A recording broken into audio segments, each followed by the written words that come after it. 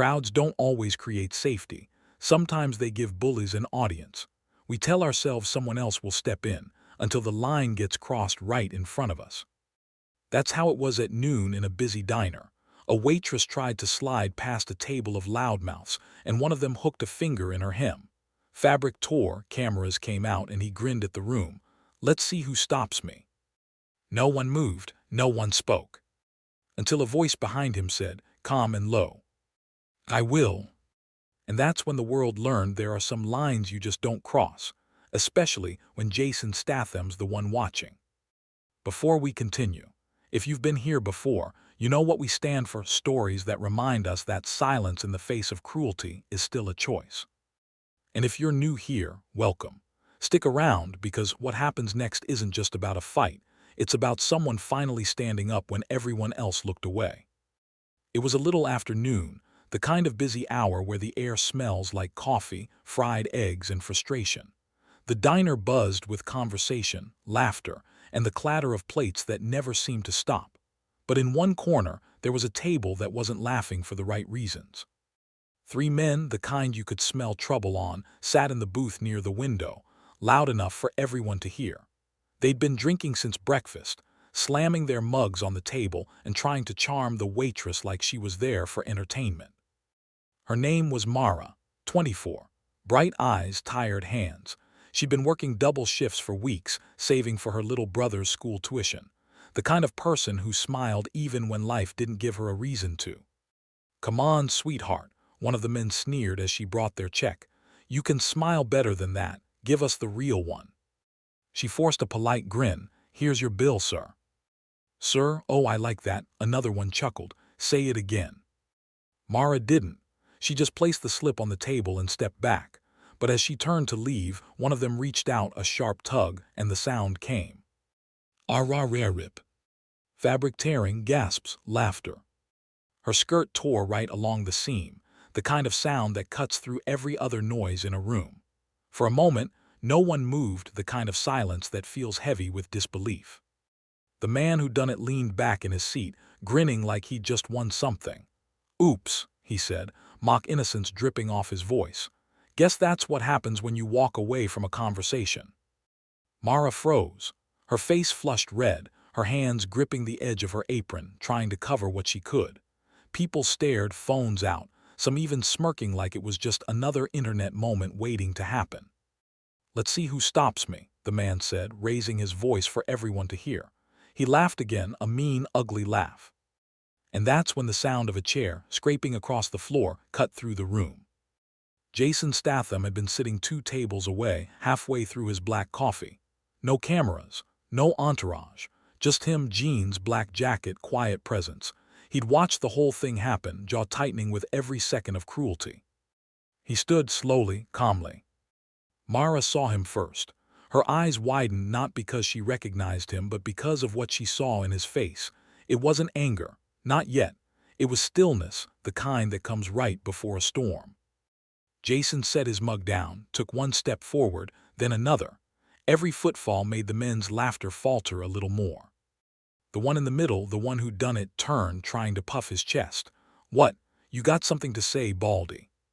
Jason didn't answer. He reached the table, glanced once at Mara, then back at the man. "Apologize," he said. The word wasn't loud, but it landed like a command. The man laughed nervously. "What are you, her boyfriend? Relax, mate, it was a joke." Jason's eyes didn't move. "Apologize," he said again, lower this time. The third man, the one on the edge, leaned forward. "Hey, we don't want trouble." But his friend didn't get the message. He smirked, standing up to match Jason's height. "Oh, you are looking for trouble, aren't you?" He puffed out his chest. "You don't scare me."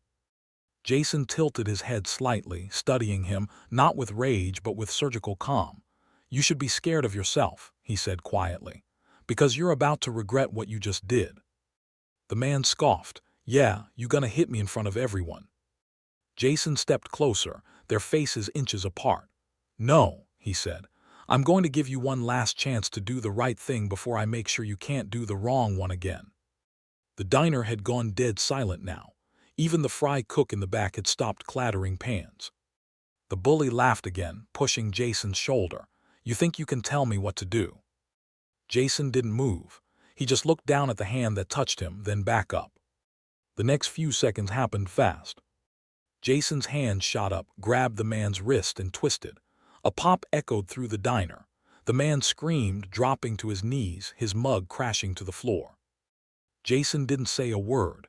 He simply guided the man's face down to the table with terrifying precision. "You're going to apologize," he said again, calm as ever. I'm sorry," the man gasped, clutching his arm. Jason looked at Mara. "You hear that?" She nodded slowly, still shaking. Jason leaned down, his voice barely above a whisper.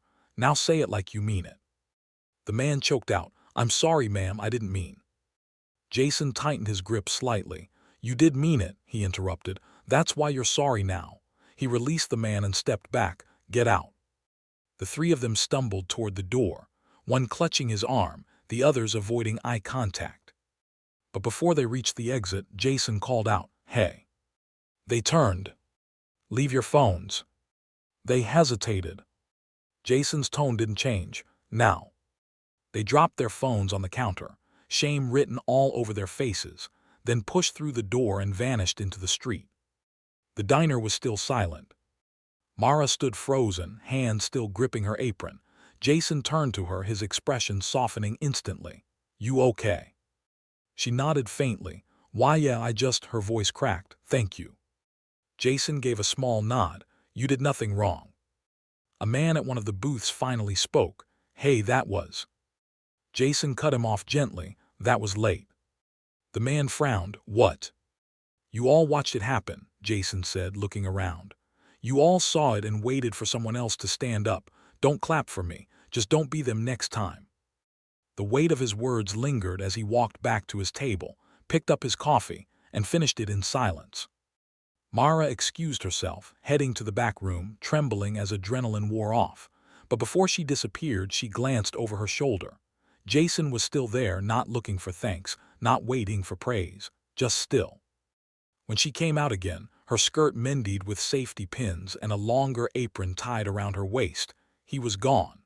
Only a 20-pound note sat on the counter beneath his empty cup, and on it, a simple note written in pencil. "Don't let them change who you are." She kept that note. She would look at it every night after work, not realizing it was far from the end of her story, because those men, humiliated and bruised, weren't done. Later that night, when the neon sign flickered off and the diner closed, Mara stepped outside with her bag over her shoulder. The street was quiet, but something in the air felt off. She turned the corner and froze. Two figures leaned against a car at the end of the block. One held an ice pack to his arm. The other lit a cigarette. "Well, look who it is," the injured one said, his voice bitter and mean. "The little hero from the diner." Mara's heart started racing. She gripped her phone, trying to unlock it, but her hands shook too much. "Relax," the man sneered, stepping closer. "We just want to talk." She backed away. "Leave me alone." He grinned. "Not until we finish what we started." And then headlights swept across the street, a motorcycle turning the corner. The engine cut off. Boots hit pavement. Jason Statham. He'd come back. The two men froze as Jason walked toward them, calm as always. "I was hoping you'd make the wrong choice," he said quietly.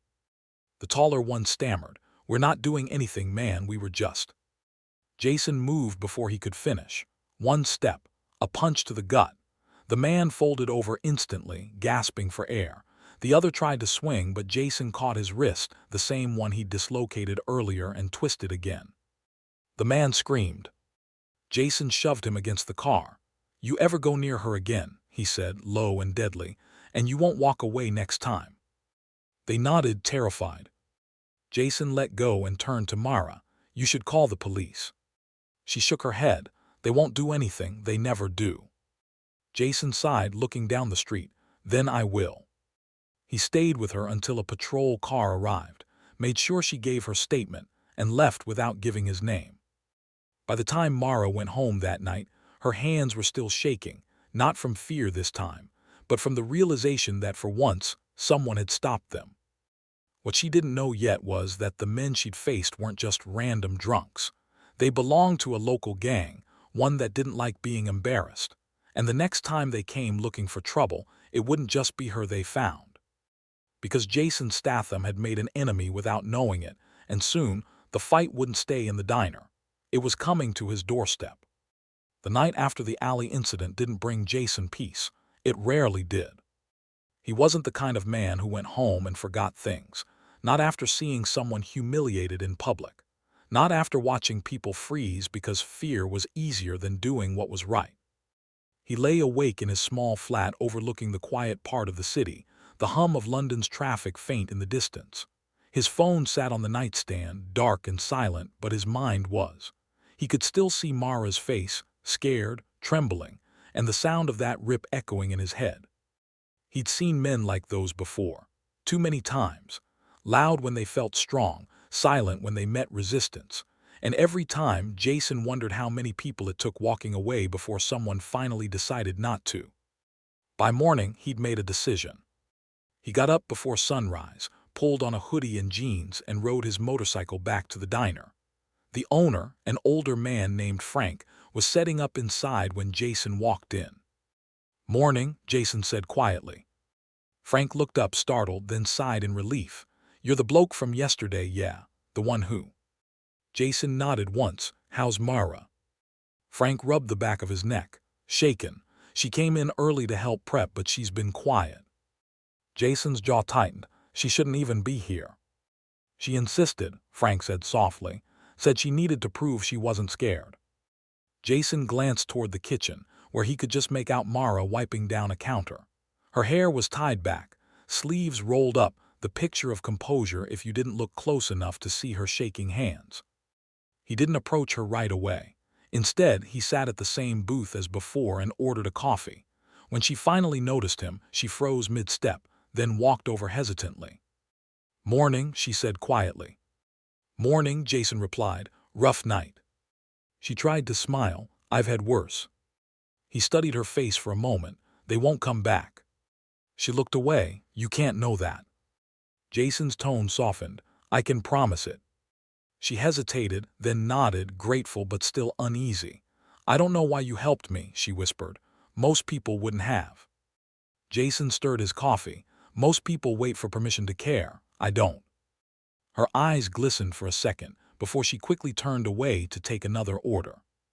What neither of them knew was that across the street, in a black sedan parked by the curb, two men sat watching. The same ones from the alley, now bruised, humiliated, and furious. One of them, the one whose wrist Jason had dislocated, gritted his teeth. "That's him. That's the guy." The other, thinner and meaner, smirked. "Yeah, well, we're not doing this alone anymore." He pulled out his phone and dialed a number. "Boss, we found him." That evening, the diner was busier than usual Friday rush hour, everyone desperate for a meal that wasn't microwaved or eaten over a desk. The neon sign flickered, the chatter filled the air, and for a while, Mara almost forgot to be scared. Jason stayed too, quietly reading in the corner booth. He told Frank he'd help out if things got rough. Frank laughed, thinking it was a joke, but Jason wasn't the joking type. Then, just past 8, the door opened, and the laughter that followed wasn't friendly. 3 new faces, bigger, meaner, sharper eyes. They didn't come for food. Jason noticed immediately. The way they scanned the room. The way the tallest one brushed his coat back just enough to show the edge of a gun grip. They sat at the same booth the Bullies had used the day before. A statement. Frank approached uncertain. "Evening, gents, you dining in?" The leader, a thick-set man with a scar running from his temple to his jaw, smiled faintly. "Not exactly." Jason set his book down. Mara froze behind the counter, recognizing one of the faces, the same man who'd watched her from the car the night before. Her heart dropped. "Jason," she whispered. He looked up. "Stay behind the counter." Frank frowned, confused. "What's going on?" Jason stood, eyes on the 3 men. "They're not here for food." The scarred man grinned wider. "You're quick, I'll give you that. You made a mess for my boys yesterday. Broke one's arm, embarrassed the other. I don't like messy." Jason's voice stayed calm. "Then you'll hate what happens next." The man's smile vanished. "You think you can touch my crew and walk away?" Jason's eyes flicked once toward Mara, just enough to reassure her, then back to the men. Walked away yesterday. Guess I didn't walk far enough. The man leaned forward, resting his hands on the booth. You got no idea who I am. Jason's tone didn't change. You'd be surprised how little I care. For a few tense seconds, no one moved. Then the leader gestured to one of his men. Teach him what happens when you stick your nose where it doesn't belong. The thug moved fast but sloppy. Jason didn't flinch. One sidestep, a sharp elbow to the ribs, and the man folded before his fist even landed. He hit the ground gasping. The other two lunged at once. Jason met the first with a jab to the throat, grabbed the second by the collar, and slammed him against the counter. The sound of shattering cups filled the diner. Mara screamed. Frank ducked behind the register. Customers scrambled for the door. Jason grabbed a napkin holder, hurled it at the scarred leader, and sent him stumbling back. You picked the wrong place, he said quietly. The leader pulled out his gun. The room froze. Mara gasped. Jason raised his hand slowly. Don't. The man sneered. You don't tell me what to do. He cocked the gun. You made a fool of me, so now I... Crash. The front door burst open. Two uniformed police officers stormed in, guns drawn. Drop it. The scarred man hesitated, long enough for Jason to step forward, twist his wrist, and send the gun clattering across the floor. The officers rushed in, tackling him and his men to the ground. As they were cuffed, the lead officer turned to Jason. We got a call, said there might be trouble here.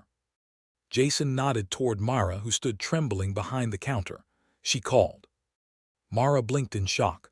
I didn't. I was too scared to. Jason gave her a small, knowing smile. Then maybe someone else did. The officer raised an eyebrow. Someone else. Jason shrugged. Doesn't matter, you've got them now. The officers hauled the men outside, sirens blaring. Jason helped Frank clean up the mess, sweeping broken glass into a pile while the tension slowly melted away. When the last officer left, the diner was quiet again. Mara sat in one of the booths, hands shaking, staring at the door. Jason slid a cup of tea in front of her. Drink. She looked up teary-eyed. Why are you doing this? You don't even know me. He sat across from her. I know what it's like to be scared, and I know what it feels like when no one shows up. She swallowed hard. You were a soldier, weren't you? Jason hesitated, then nodded. Once. What happened? He looked down, his jaw tightening. Too many people thinking silence keeps them safe. I stopped being one of them. For a long moment, neither spoke. Then Frank came over, wiping his hands on his apron. You're a good man, Mr. Statham. Jason gave a faint smile. Just someone who hates bullies. Days passed. The story hit the local news. Ex-Special Forces actor foils assault in London diner. The internet did what it always did, shared, exaggerated, turned a quiet act into a viral headline. But Jason didn't care about that.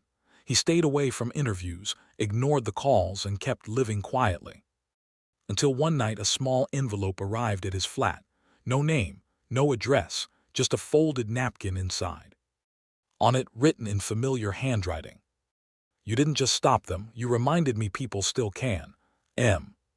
He smiled, folded the napkin neatly, and placed it beside the note he'd left her days earlier. 2 reminders, one from her, one for her. And somewhere out there, Mara was back at work, standing taller, speaking louder, never letting anyone corner her again.